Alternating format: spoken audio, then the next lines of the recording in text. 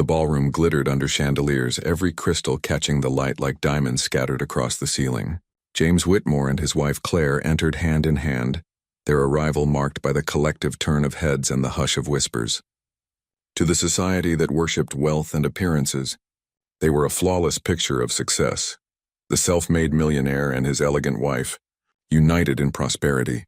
But beneath Claire's graceful smile was a quiet dread, a tightening in her chest she could not name. James thrived in these spaces. His posture was tall, his handshake firm, his eyes glittering with pride each time a fellow magnate or politician bowed slightly in respect. Claire walked beside him, her satin gown brushing the polished floor, the cool silk doing little to calm her unease. She smiled when expected, laughed when James made one of his dry jokes, and kept her hand lightly resting on his arm. From a distance, no one could see the strain. James leaned toward her as they paused near the champagne table. "You're stiff," he murmured, his smile fixed outward for the cameras. "Relax, Claire. You look like you don't belong." Her fingers tightened slightly on his sleeve. "I'm just tired," she whispered back. He chuckled, though the sound carried a blade. "Tired doesn't play well in this crowd. Keep your chin up." Claire obeyed, tilting her face toward the lights, swallowing her response.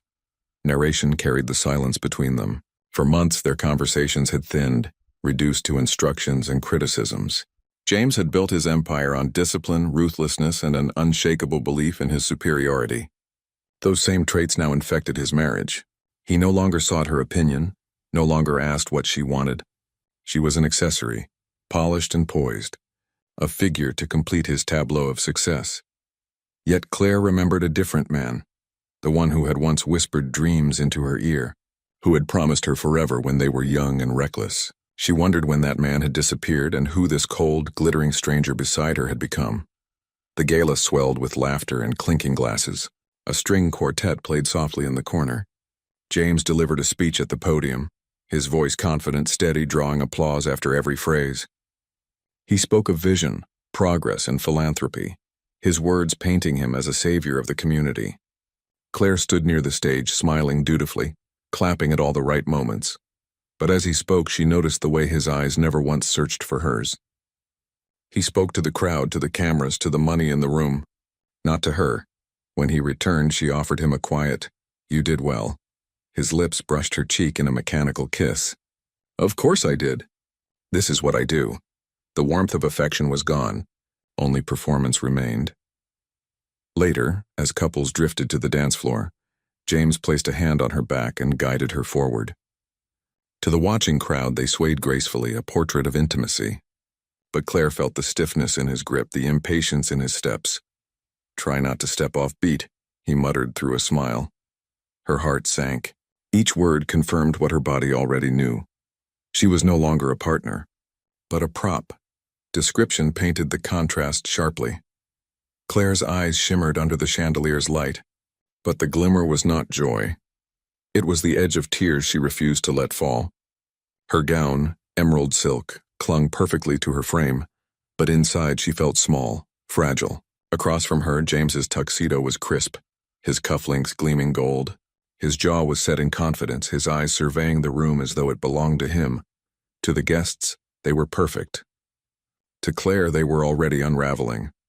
As the night waned and applause faded, Claire held onto James's arm while her mind wandered elsewhere. She wondered how much longer she could endure being invisible while standing in plain sight. And James, shaking hands, smiling for cameras, was already making decisions that would soon leave her, abandoned. The gala was their last night as the perfect couple on display. The betrayal had already begun, only Claire hadn't seen its full shape yet. The morning after the gala, Claire woke to silence. No trace of music, no chandeliers, no applause. Only the cavernous echo of their penthouse, too large for comfort, too cold to feel like home. James was already dressed, a dark suit pressed sharp against his frame, tie knotted with precision. He didn't look at her as he sipped his coffee. The newspaper in his hand was merely a shield, something to hide behind. Claire cleared her throat. "You were brilliant last night." James folded the paper and set it aside. For the first time that morning, his eyes met hers. Hard, decisive, unyielding. "I'm leaving, Claire." The words landed with the weight of a hammer against glass. She stared at him, unsure if she had misheard. Leaving? What do you mean? I mean this marriage, James replied, his tone detached as if discussing a business transaction. It's over.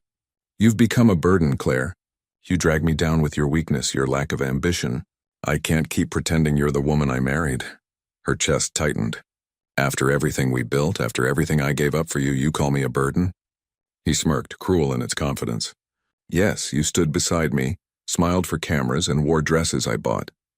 That's all. Don't confuse that with sacrifice. Tears welled in her eyes, but she fought them back. Narration filled the silence that followed. Claire had known their marriage was strained, but she had clung to the hope that it could be repaired. Now the truth lay bare.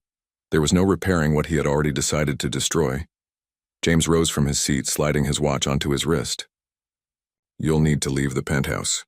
It's mine. I'll have the accounts frozen by the end of the day. Her breath caught.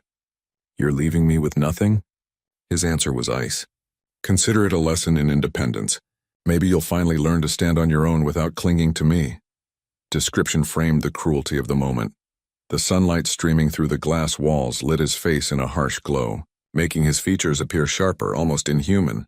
Claire, still in her robe, clutched the fabric close as if shielding herself from more than the cold. Between them, the untouched breakfast on the table sat like a cruel joke. Warm croissants, fresh berries, and champagne for two, now a feast for no one. Her voice trembled. Is there someone else? James's silence was enough, but he chose to twist the knife. She's younger, smarter. She makes me feel alive again, something you stopped doing years ago. Claire staggered back, her hand gripping the chair for balance. The room spun, every detail of their life together unraveling in a single confession. You'll regret this, she whispered, though her words carried no threat, only heartbreak. He slipped on his coat, his tone final. No, Claire. The only thing I regret is not leaving sooner. When the door closed behind him, the sound reverberated like the crack of a gunshot. Claire stood alone, staring at the emptiness he left behind. The walls of the penthouse, once symbols of success, now loomed like prison bars. Narration pressed deeper. She had no savings of her own. Every account, every asset, every possession was tied to his name. By the afternoon, she discovered he had been true to his word. The accounts were locked. The cards declined. The penthouse no longer hers. The man she had loved had not just walked away. He had erased her. That night, as Claire sat in the dim light of a borrowed apartment, clutching a suitcase of hastily packed clothes, she still tried to hold on to the remnants of love. She replayed memories of laughter, promises, and whispered vows. But each memory dissolved when she saw the headlines online. Photographs of James entering a new townhouse, arm around a younger woman whose smile was bright and victorious. Her replacement. Claire pressed a hand to her stomach, nausea rising with despair. She did not yet know the full truth growing inside her, truth that would one day shatter James's arrogance. For now, all she knew was the hollow ache of betrayal. The weeks after James's departure blurred into a haze of survival. Claire, once accustomed to drivers, staff, and penthouse comfort, now found herself navigating the city with a worn coat, clutching a second-hand handbag that contained the last of her possessions. The air outside felt sharper, colder, whether from the season or her sudden fall from privilege, she could not tell. Her phone, once alive with invitations to luncheons, charity events, and shopping excursions, grew eerily silent. Friends who had once fawned over her now ignored her calls. A few who did answer offered clipped excuses. It's complicated, Claire. James still funds our projects. We can't afford to upset him. It wasn't just abandonment. It was exile. At night, she lay awake in her small apartment, the walls thin enough to hear her neighbors' arguments. The silence inside her room was suffocating. She replayed James's words again and again. Burden, weakness, unworthy. Each syllable gnawed at her until she believed them. And then one morning, sickness struck. Violent waves of nausea bent her over the bathroom sink. At first, she thought it was stress or malnutrition. But when days stretched into weeks, a quiet dread began to form. She bought a pregnancy test with the last few dollars in her purse. 2 pink lines appeared instantly. Claire's knees gave out beneath her, the test clattering to the tile. Her hands trembled as tears spilled down her cheeks. She pressed her palms to her flat stomach. "Not now," she whispered, her voice breaking. "Please, not like this." But fate was merciless. Narration deepened the wound. For years she had longed for a child. James had always dismissed the idea, calling fatherhood a distraction for lesser men. Now, abandoned and penniless, she carried not one life, but three. The doctor's ultrasound showed 3 distinct heartbeats, tiny flickers on a dark screen. Triplets. The joy that might have once lifted her was buried under fear. How could she provide? How could she raise 3 children alone when she barely had food for herself? Still, she clung to hope that James would accept the truth. She called him from a payphone, her voice trembling. "James, I need to see you." "It's important." He agreed, reluctantly, to meet at a cafe across town. When he arrived, immaculately dressed, his mistress waiting in a car outside, Claire's heart ached at how easily he had replaced her. She showed him the sonogram, sliding the paper across the table with trembling fingers. "They're yours, James. I know you didn't want this, but you can't deny them." Look, his laugh cut her words, cold, sharp, cruel. "You expect me to believe this? You think I'll claim responsibility for your little stunt? Claire, you're desperate. Probably found someone else the minute I left, and now you're trying to pin it on me." Her breath caught. "How can you say that? You know I would never." James leaned closer, his smile venomous. "No one will believe you. I'll make sure of it. You're nothing without me, Claire. Nothing." Description sharpened the cruelty of the moment. The cafe's warm light seemed to mock her, glinting off polished mugs and cheerful decor. Claire's reflection in the window showed hollow eyes, a face pale with shock. Across from her, James radiated confidence, his suit crisp, his cufflinks flashing with wealth. He looked untouchable while she looked invisible. Gaslighting became his weapon. He sent messages afterward, twisting her reality. "You imagine things. You're unstable. Stop embarrassing yourself." Each word chipped away at her sanity, leaving her doubting even her own memories. But in the quiet of night, when she felt the faint fluttering within her, she knew the truth lived inside her. No matter how he tried to erase her, the children were proof, and proof was dangerous. Narration pulled her toward resolve. She began saving every scrap, working late shifts at a diner, stitching together a fragile existence. Each insult from James hardened her resolve. Each dismissal from former friends became fuel. With every kick of the lives inside her, she felt a new strength forming. The seeds of vengeance were not planted in anger, but in survival. Claire no longer dreamed of reconciliation. She dreamed of justice. One evening, exhausted after her shift, she sat in her tiny apartment with the sonogram pressed against her chest. "One day," she whispered to the unborn children, "he will see you.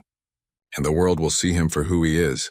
Her voice cracked, but her eyes hardened, because the silent war had already begun, and the next battle would arrive the moment her children were born.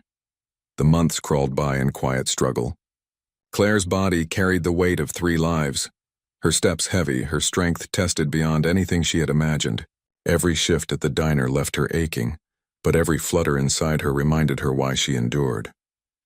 James's denials replayed in her mind, yet her children's silent heartbeat kept her standing. Winter's chill gave way to spring when the contractions began. Alone, clutching her stomach, she called a cab and was rushed through the neon lights of the city to the hospital. Inside the sterile room, her world narrowed to pain and determination. Nurses moved quickly, voices firm yet calm. Claire gripped the edge of the bed, sweat soaking her hairline.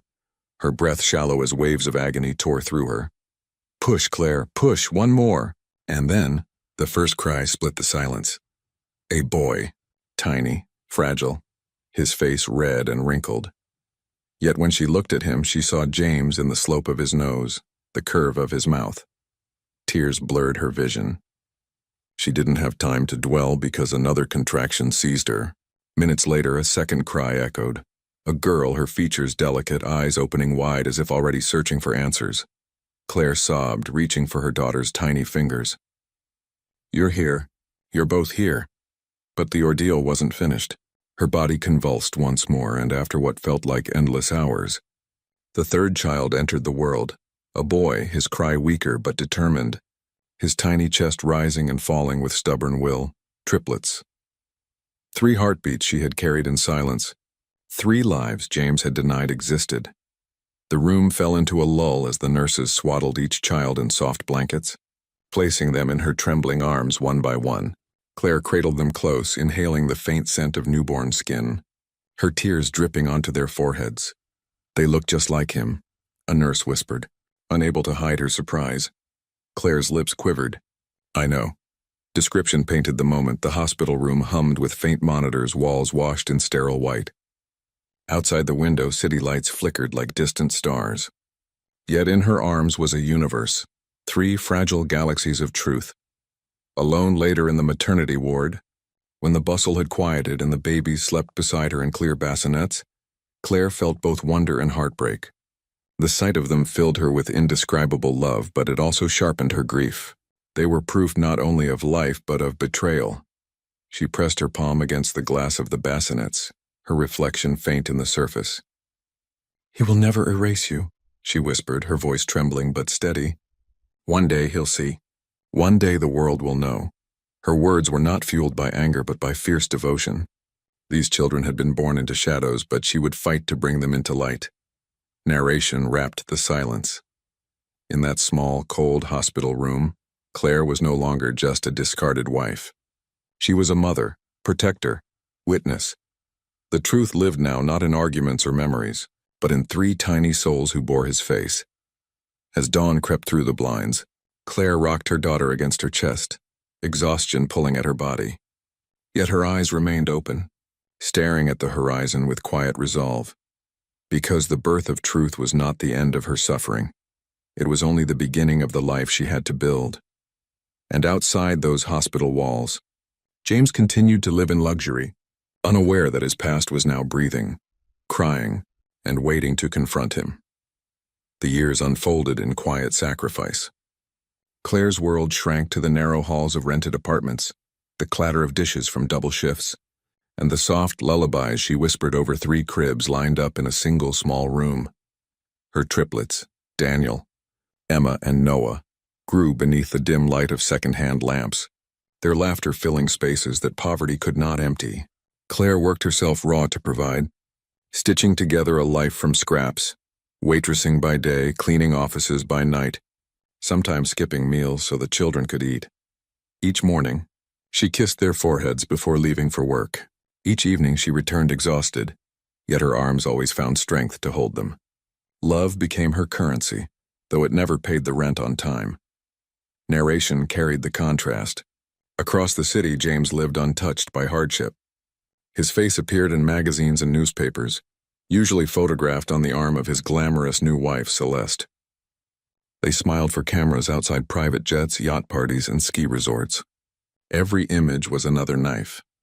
Claire saw them unwillingly, magazines at grocery store checkouts, headlines she could not escape. The man who had left her with nothing now flaunted everything, his life shimmering with wealth and validation, and always at his side. Celeste, youthful, immaculate, her gowns shimmering in colors Claire could never afford. Reporters praised her as a philanthropist's perfect match, a vision of grace. Claire could not look without feeling the sharp sting of erasure. One winter evening, as she folded laundry while the children played, Emma tugged on her sleeve. "Mommy, why don't we have what they have?" she asked, pointing to a magazine cover left behind on the bus where James's smile seemed to mock them. Claire froze, the question heavier than any weight she carried. "Because," she whispered, crouching down, "what we have is different. We have love. We have each other." Emma looked unconvinced but accepted the hug that followed. The truth was harder to bear. The children bore James's features more clearly with each passing year. His sharp jawline in Daniel, his piercing eyes in Noah, his unmistakable smile in Emma. Every glance at them was a reminder of what he denied, and what he still owned in the eyes of the world. Description painted the divide. In Claire's home, peeling paint and mismatched furniture framed their lives. Their coats came from thrift stores, their meals from discount groceries. Yet laughter still rang through those rooms, messy and pure. In James's world, chandeliers glowed over banquet tables, champagne flowed endlessly, and every photograph captured perfection. To society, he was untouchable, Claire's friends from the old days had vanished entirely. She passed some on the street now and then, their eyes darting away as if her poverty were contagious. Loneliness wrapped around her like a second skin. Still she endured.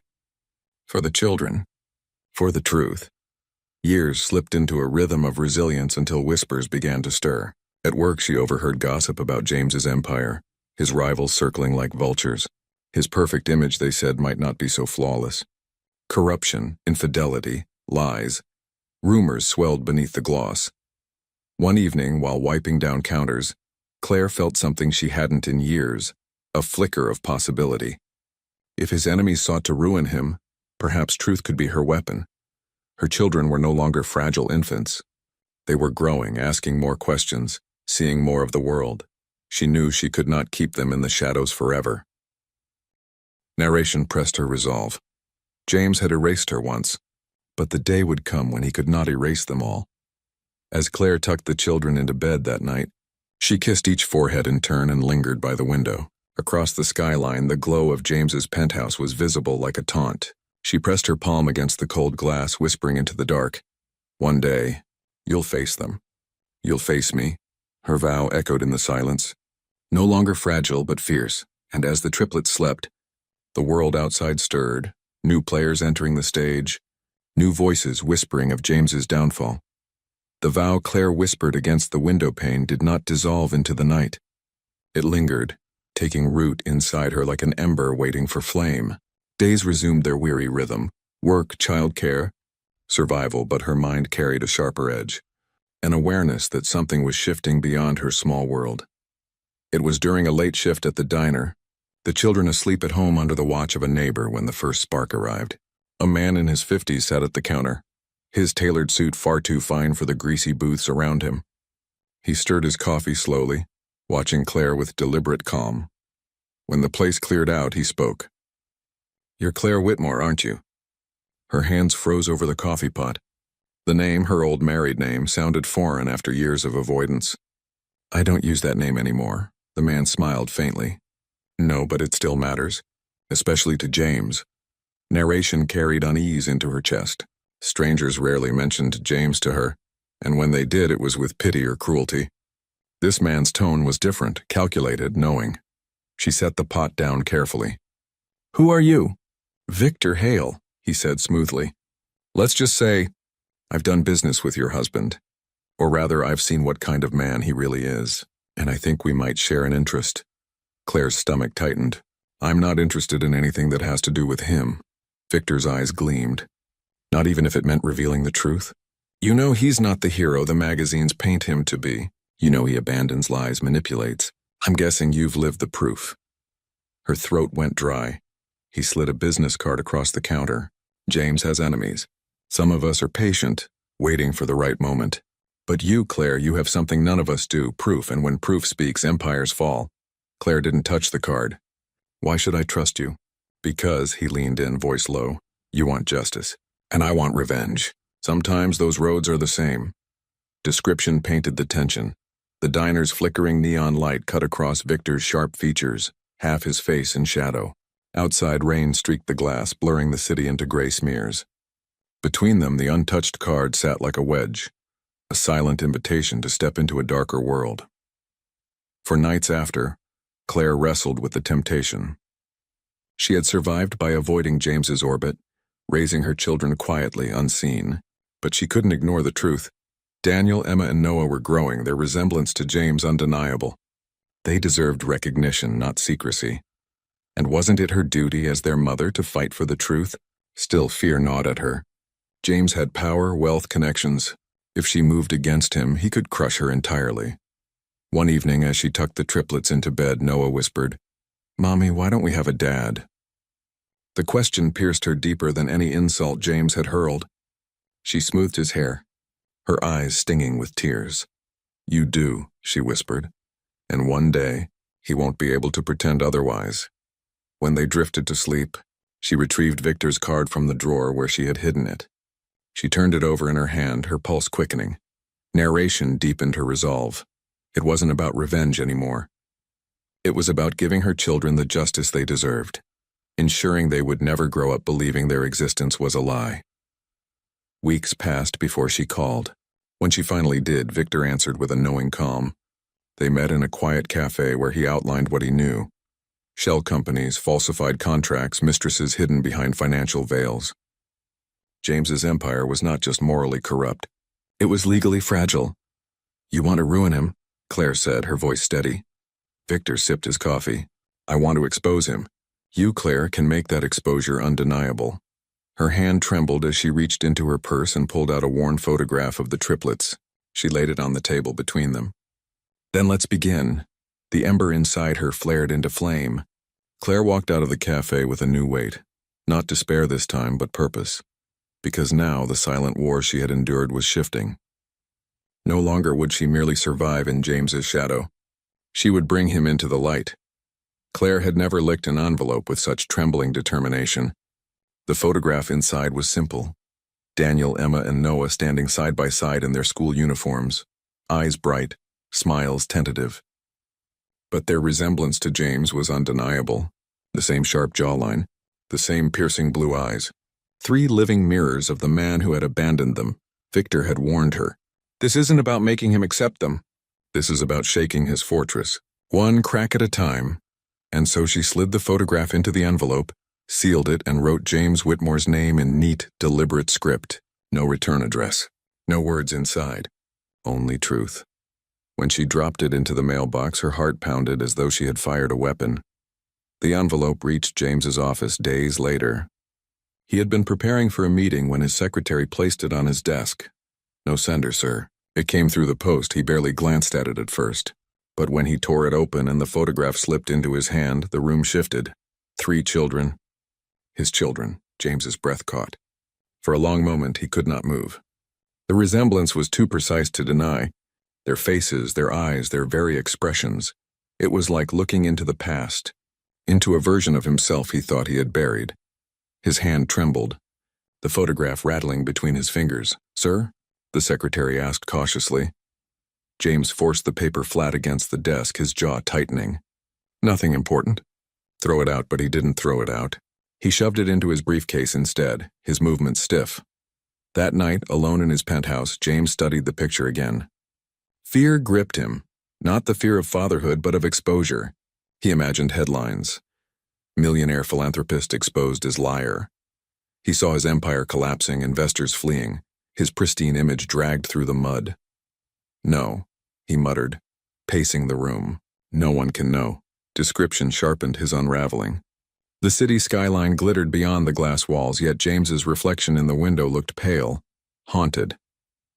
The photograph lay on the table, the children's faces staring at him with silent accusation. He poured whiskey into a glass, his hands unsteady, his lips pressed tight. Pride, however, was stronger than fear. James was a man who built empires by denying weakness, by crushing opposition. Admitting truth was not in his nature. The next morning he called his lawyer. "Someone's trying to blackmail me," James said coolly, though sweat dotted his brow. "A photo of children. Lies, all of it." The lawyer hesitated. "They look like you?" James's glare was enough to silence him. "Handle it. Make it disappear." Narration revealed the truth. James wasn't just burying a photograph. He was burying his conscience. Rather than face what was undeniable, he chose the only path he trusted: denial, intimidation, and silence. But denial did not erase resemblance. Nor did it erase Claire's resolve. Across the city, Claire waited. She knew James too well. He would never call, never confess. But she also knew the photograph would haunt him. Each time he looked into a mirror, into a camera lens, or at Celeste's perfectly curated smile, he would see shadows of the truth he was trying to bury. The first strike was not meant to topple him. It was meant to unsteady him. And it had. One evening, James attended a gala with Celeste, cameras flashing as usual. But this time his smile faltered under the lights. Claire saw the photos the next day in the papers. His eyes looked hollow, his hand gripping Celeste's arm too tightly, as though anchoring himself against an invisible storm. Claire folded the paper, her lips pressing into a firm line. The storm had only begun.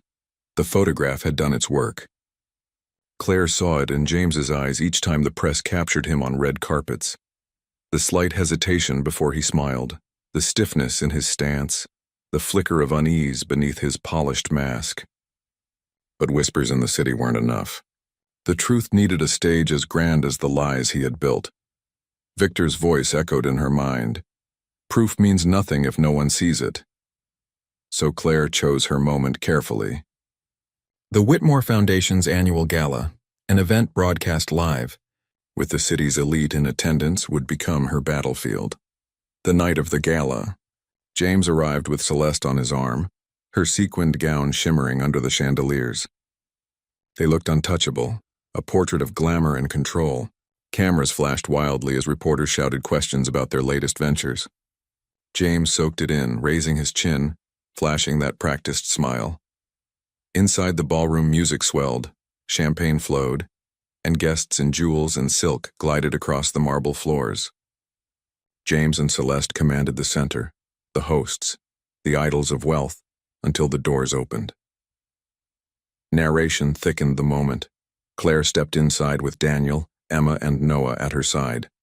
They wore simple but neat clothes, a modest dress for Emma, pressed shirts and jackets for the boys. Their presence was quiet yet powerful. The crowd's attention shifted immediately, the room freezing mid-laughter. Gasps rippled through the air. The resemblance was unmistakable. Daniel's jaw, Noah's piercing gaze, Emma's smile, each detail struck like a mirror, shattering the illusion. Guests leaned to one another, whispering urgently. Cameras swiveled. James's smile faltered. Celeste stiffened beside him, her hand tightening on his arm, nails digging through the fabric. "Who are they?" she hissed, though her wide eyes already knew. James didn't answer. Claire's voice cut through the silence, steady though her heart raced. "Good evening, James. I thought it was time your guests met your children." The words dropped like stones into water, rippling outward. Reporters gasped, pens scratching, microphones thrust forward. James's mask cracked. He forced a laugh, shaking his head. "Security, remove this woman. She's an imposter." But he was drowned out by the murmurs swelling around him. "Look at them," someone whispered loudly. "They're his double." Description painted the scene. Claire stood tall in a simple black dress, nothing glamorous, but dignity radiated from her. The children clung to her hands yet faced the crowd bravely, their eyes wide, their resemblance undeniable. Celeste's face drained of color, her porcelain smile fracturing into shock. The air smelled of champagne and perfume, yet beneath it hung the sour stench of scandal. A reporter pushed forward, camera flashing. "Mr. Whitmore, are these your children?" James's jaw tightened, his skin beading with sweat beneath the lights. "Absolutely not. Lies, fabrications." Claire raised the photograph she had carried for this moment, holding it high. "You can deny me, James, but you can't deny them. They are your blood, your truth, and the world deserves to see who you really are." Gasps turned into a roar of voices. Questions flew, cameras clicked like gunfire. Celeste swayed on her heels, her perfect composure shattering. She yanked her arm from James's grip, her eyes darting between him and the children with horror. "James, tell me it isn't true." His silence answered for him. Narration revealed his unraveling. James felt the walls closing in. The empire he had built on lies, the reputation crafted so carefully, now cracking before his eyes. Every flash of the camera burned his skin. Every whisper stabbed his pride. The children's faces haunted him, undeniable proof standing under the harsh lights of his own gala. Celeste turned sharply, fury and humiliation twisting her features. She stepped away from him, leaving his side in front of the entire crowd. The gesture was small but devastating. His fortress of appearances was collapsing brick by brick. Claire didn't linger. She knew the image of her children standing in that ballroom would spread faster than fire. She simply looked at James one last time. This is only the beginning. With that, she turned, guiding Daniel, Emma, and Noah back through the stunned crowd. No security guard dared to move against her. Every eye followed them as the doors closed behind. Outside, cool night air met her skin, carrying with it the chaos she had unleashed inside. Reporters surged after her, flashes sparking against the darkness. She shielded her children, keeping her head high. Because tonight the secret was no longer hers to carry. Tonight the world had seen the truth James had buried. Back in the ballroom, James stood frozen amid the wreckage of whispers and flashing lights. Celeste already vanished into the crowd. His hand still clutched the stem of his champagne glass, but it trembled violently. The scandal had ignited, and as the cameras outside chased Claire into the night, the next chapter of battle, the courtroom, was already taking shape. The scandal burned across headlines with the ferocity of wildfire. The gala confrontation was replayed endlessly. Claire's steady voice, the triplets' faces, Celeste's public retreat. James tried to smother the flames with denial, but each denial only fanned the speculation. Within weeks, the whispers transformed into subpoenas. Claire found herself standing outside the courthouse one gray morning, reporters shouting her name, cameras flashing. She gripped Daniel's hand, Emma and Noah beside her, their eyes wide at the chaos. Victor walked just behind, silent but steady, a reminder she wasn't alone. Inside, the trial began. James entered with his legal team, suits sharp, faces cold. He carried himself like a king under siege, head high, jaw tight. But Claire saw the strain in his eyes. Celeste was nowhere to be seen. The marriage that once gilded his public image had dissolved into whispers of separation. The judge called for order, and the first battle began. Narration set the tone. James's lawyers attacked like wolves. They painted Claire as unstable, opportunistic, a woman seeking wealth through lies. They called her testimony theatrics and her motives resentment. Claire sat at the witness stand, her hands trembling, but her voice carried. "He left me with nothing," she said, her eyes fixed on the jury. "No money, no support, not even dignity. And when I told him I was pregnant, he denied them.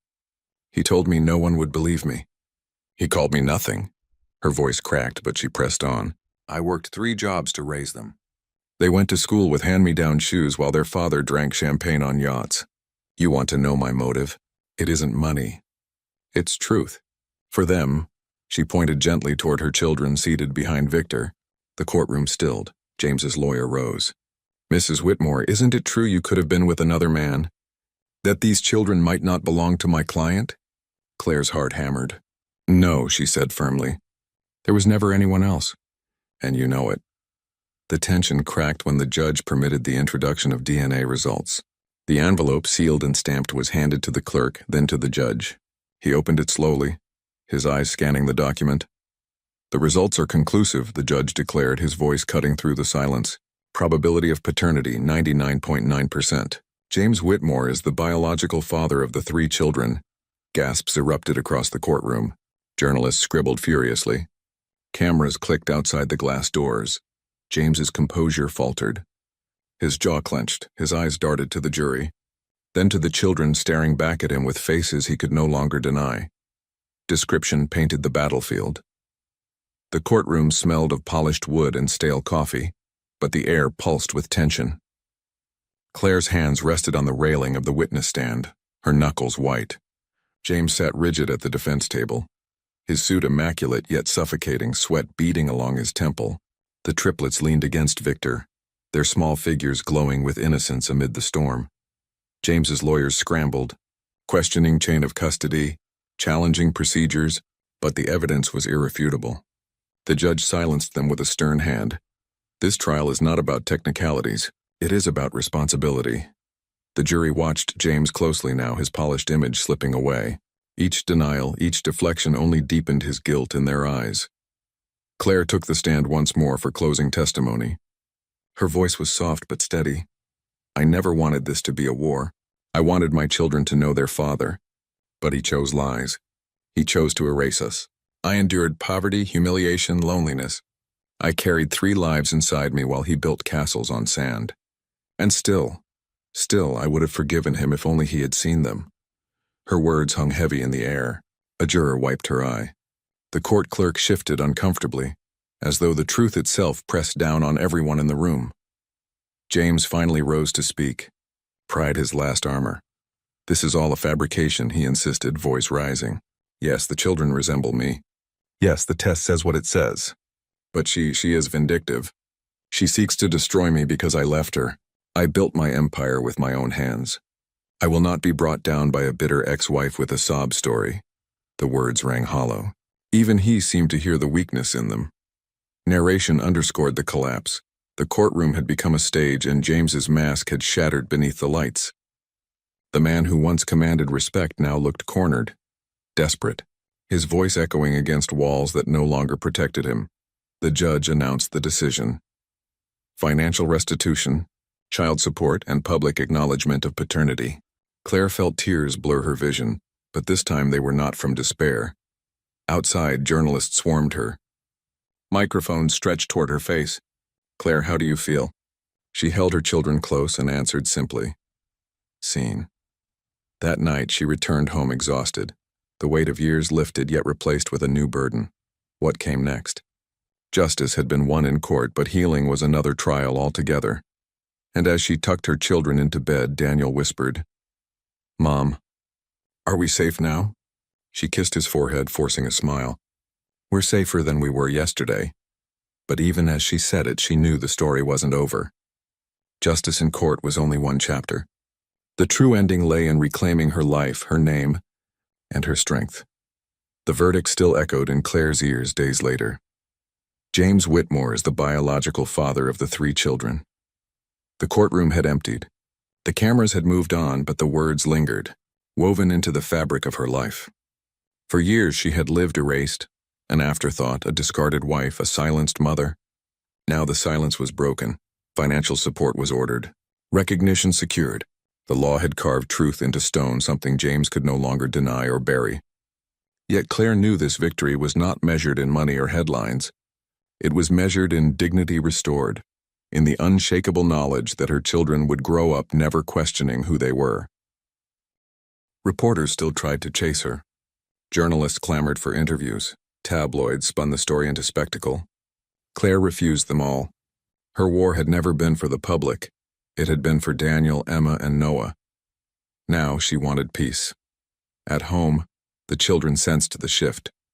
They no longer asked in hushed voices about their father. They no longer looked at magazines with unspoken questions. Instead, they laughed freely as though a weight had lifted from their small shoulders too. One evening, Daniel climbed into her lap with a grin. "Does this mean we won, Mommy?" Claire wrapped her arms around him. "It means the truth won." Description painted the turning point. The apartment, though modest, felt warmer now. Sunlight spilled across the floor in golden sheets, chasing away the gloom that once clung to its corners.